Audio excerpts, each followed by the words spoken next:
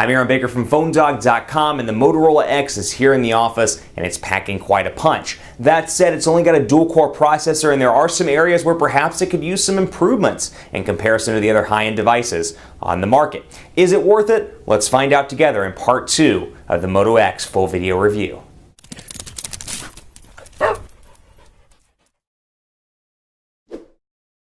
Part 2 of the Moto X full video review on PhoneDog.com. Now I'm going to jump right in part 2 and pick up where I left off in part 1 with a couple of important notes. First of all, go watch part 1 if you haven't already. Second of all, this device is coming to AT&T, Sprint, and Verizon and is going to be available, at least, I should say it's going to work on T-Mobile. T-Mobile is not planning to stock it, at least right now, in the retail stores, but you can get one either through Motorola, I'm assuming, or somewhere unlocked online. So that said, AT&T's got the lock on color customization. So when you see on the Motorola website the Moto Maker stuff, it's exclusive to AT&T, but if you are on AT&T, or you want to switch to AT&T, you can customize the back color here, you can customize the buttons on the device itself, and then you can customize the front to make it either black or white. Now if you're on Sprint or Verizon, you either have to go with the white or the black unit, and my assumption is that AT&T will sell the white and the black in the store as well, and then you have the option to customize maybe in store and it'll generate an IMEI. And then AT&T, my little nerd retail brain starts to think, and I'm like, how in the world are they going to process this? You probably don't care about that, but AT&T is the only provider in the US that's going to have the ability to do the color options via Moto Maker. That said, this device is $199.99 through all three carriers, and it competes head-to-head on a price standpoint with the Galaxy S4, the HTC One, the LG Optimus G Pro, the, I'm assuming, LG G2 when it comes out. Quite a few options in that space. Is it worth $199? That is what we're going to try to find out even more in part 2. Before I get too far into that, special thanks to Best Buy Mobile. When you walk into Best Buy Mobile, you'll get everything set up. It's part of their walkout working program. They'll get your Moto X customized and ready to go for you. Let's take a look here at the device itself. It kind of resembles a stone, and actually the first thing, and I know every Apple hater on the video is going to hate me for this, but it actually resembles very closely to a Magic Mouse. So that's my first thought that I had with this device, as you can see by the curves and the overall look and feel. Micro USB charging port here at the bottom. This looks like it's textured, but it's actually not. You do have a place for your index finger here, which I like a lot. This thing just feels good in the hand, and that's something I like a lot about the Moto X. Yes, it's kind of mid-range in some ways, but I love how this feels in the hand for a long phone call. If you haven't kept up, I'm using this as part of my 30-day challenge on PhoneDog.com. So I've been working with this as my personal device, and I've been pretty pleased with it. Nano SIM card slot over here on the left.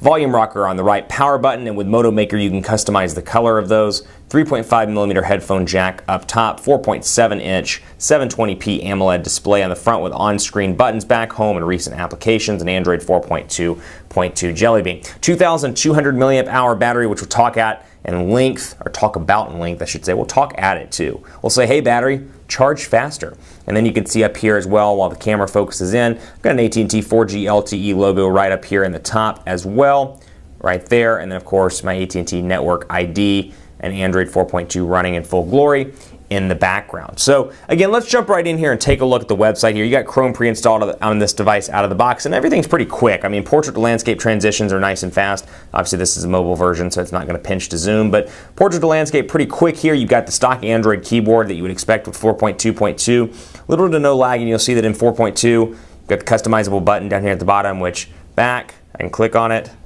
go down, and that changes around depending on what application you're actually in. No real surprises there. Everything else is pretty clean and pretty stock. 5 home screens here. The applications area looks familiar.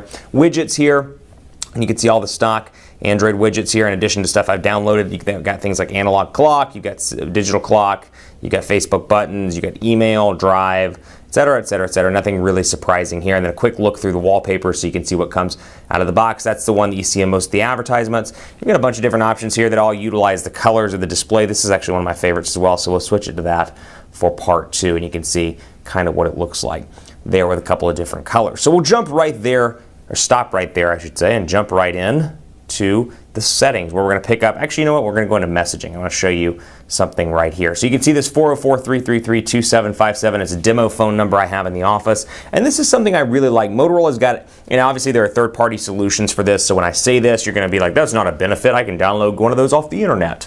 You may not sound like you're 80 years old, but what you can do, you can obviously download this off the internet. That said, I like the fact that Motorola Connect is available as a Chrome extension, so I can download it in my Chrome browser, and I actually do have it here. So for example, I can go to Motorola Connect on my computer, and I'm clicking on it right now and it's loading up, and I can say something like, hey. So when I'm at work, I have my phone face down, or I'm in the meeting room, and I've got a conference room I'm often in right across from my office when I bring PR people in here, or we're having meetings about stuff.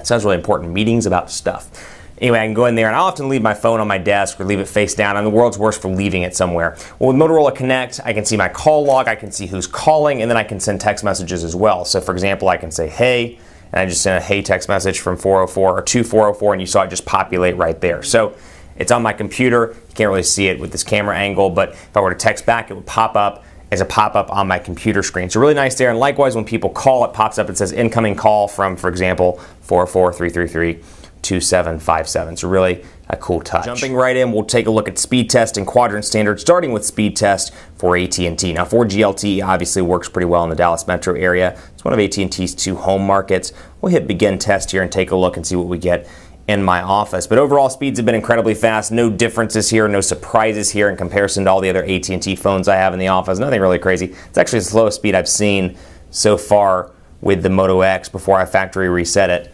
I've got about 6.4 megabits per second on the download. Let's see what the upload was. Fast, slowed down a little bit. And obviously we're kind of in rush hour now too. It's 5:15 here in Dallas, so the rush hour may be playing a role, or rush, I should say rush 3 hours is what it often feels like. But 5:11 p.m., 8.11 or 8.11 megabits per second on the upload. We'll take a look at quadrant standard as well, just to see how this compares. And as always, take it with a grain of salt. But if you're comparing it to, your Note 2, your Galaxy S4, your Optimus G Pro, whatever it is you have right now that you're thinking about upgrading from, this is going to be worth checking out. So you can see here, battery life 2,200 milliamp hours on this device. I don't know if it's my unit. I should point this out. Quite a few reviewers and quite a few people on the internet have been incredibly pleased with Motorola's battery life on the X. Moto claims that you can get up to 24 hours of battery life with this device. I get about 10 to, I'd say 13 to 14, depending on how I milk it throughout the day. If I'm doing heavy, I'd say light heavy use to heavy moderate use, I find myself running out of juice before the day's over. My HTC One, the Samsung Galaxy S4, the devices I've worked with, I find the battery to be slightly better on those. That may just be my use patterns, or may have been the way that I use. There's not an exact science here, obviously, so again, take this with a grain of salt as well, because our usage patterns are different. Mine's very different from yours. That said, I do struggle to make it through a full day on this one. I have another Moto X unit coming at some point in the near future, so we'll put those batteries to the test. I'll continue to use this as part of the 30-day challenge, so I'd encourage you to check that series out as well, because I'm really using it quite literally as my personal device. So it's nice to see those things that I find out even after 10 or 15 days, for example. Sending benchmark results right now, and let's see how this sucker performs. It is taking its time to send those results. While it's doing that, we'll continue to talk about the battery though. Overall, depends on what you want. And I will say this device is nice and thin and light, despite only having a 2200 milliamp hour battery. I place it somewhere slightly faster, or slightly longer maybe than the Galaxy S3, but slightly less than the Galaxy S4 and HTC One. So very interesting this is taking so long. So finally it loaded up, 8,907 on this device. And you know what, I want to tell you guys something, because you hear me say this a lot. It really depends on what you want in a mobile device. First of all, take that with a grain of salt. But second of all, it really depends on what you want in a mobile device. This is a fantastic unit that tries really hard and succeeds at being a good phone.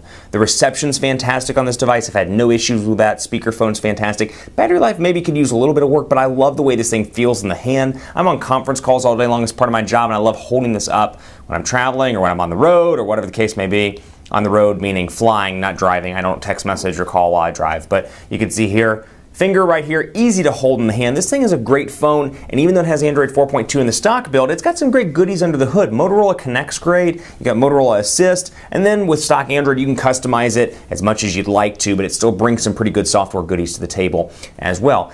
Again, keeping that in mind, if you want more software goodies, you may be better off with the HTC One or the Samsung Galaxy S4, something of that nature. Keep that in mind, but for all things considered, the Moto X is a great phone. Is it worth $199? Depends on what you want. With that said, it is a good phone. I'm happy Motorola released it. And even with the the dual-core processor, Motorola's X8 architecture works well. This thing is fast. I've had no lag whatsoever. And with 2 gigabytes of RAM, it's moving along pretty snappily. Keep it locked on PhoneDog.com for more on the Moto X. I'm on Twitter at PhoneDog_Aaron, Facebook, Facebook.com/Hi Aaron Baker. Let me know what you think of this device. And as I move through the 30-day challenge, let me know what you want to see covered in the Moto X challenge. Thanks so much for watching. More to come. And as always, I'll see you next time.